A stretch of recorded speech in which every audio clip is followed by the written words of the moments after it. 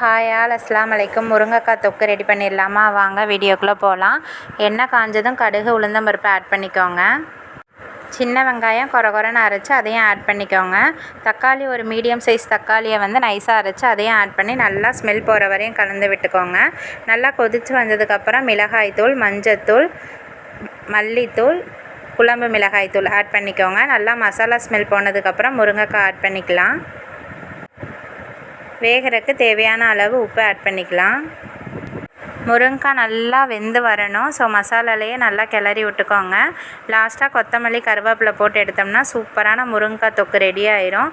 கண்டிப்பாக ட்ரை பண்ணி பார்த்துட்டு எப்படி இருந்துச்சுன்னு சொல்லி மறக்காமல் கமெண்ட் பண்ணுங்கள். இந்த வீடியோ பிடிச்சிருக்குன்னு நம்புகிறேன்.